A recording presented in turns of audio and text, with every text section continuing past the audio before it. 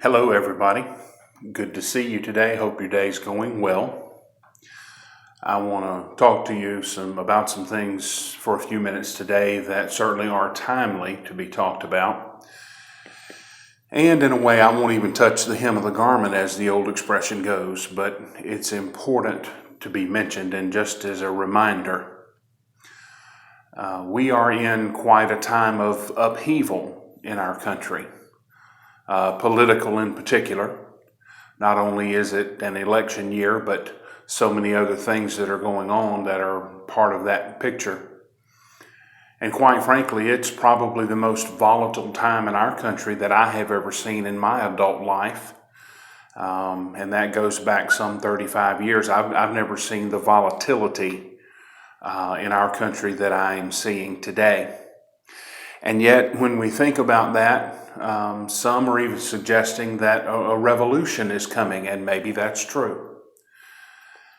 As we think about revolutions, though, there's a revolution that is the most important revolution of all. And that's the revolution we need to join.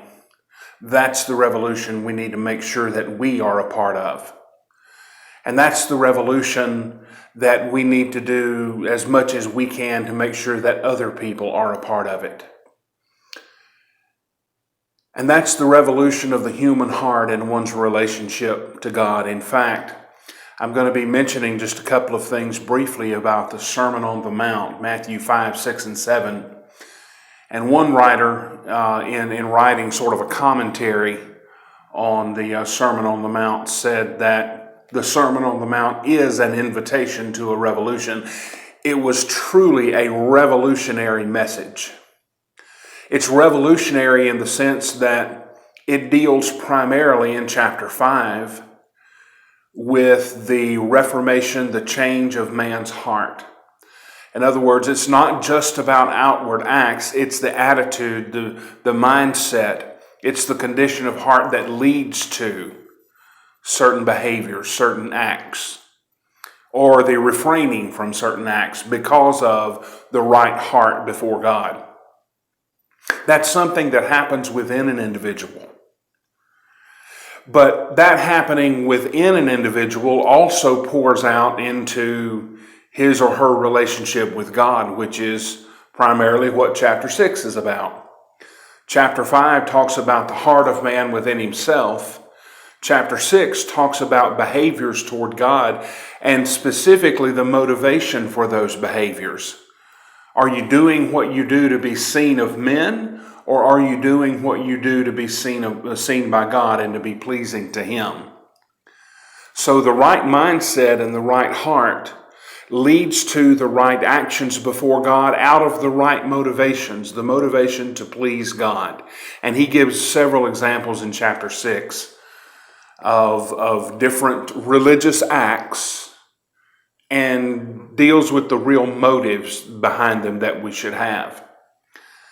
It just doesn't affect our relationship with ourselves. This revolution doesn't just affect our relationship with God, but it also impacts how we treat other people. Chapter 7 deals primarily with our behavior toward and treatment of other people. Certainly it's a spiritual context, and there are several dangers warned about in the chapter, but they have to do with our relationships with other people, how we view other people, how we treat other people. So I want you to think about Matthew 5, 6, and 7 in that sense of truly being revolutionary. Revolutionary in how you look at yourself and the condition of your own heart within yourself.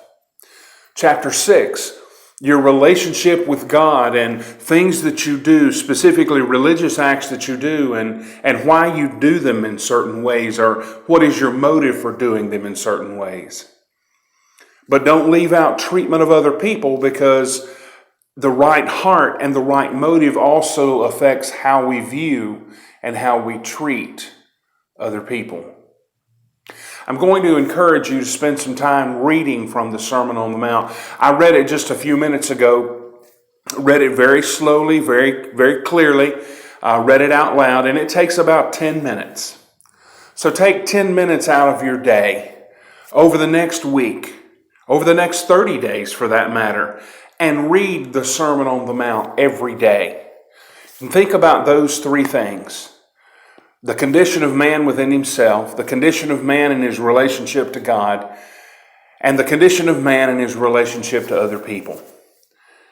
And I think you will find that the most important revolution begins right here within us, our relationship to God, our relationship to other people. I hope this helps just briefly today, and I hope I've said some things that will provoke your thinking to think about really the most important revolution that needs to be happening in our world today. Thanks so much for listening. Hope you have a good day. Talk to you soon.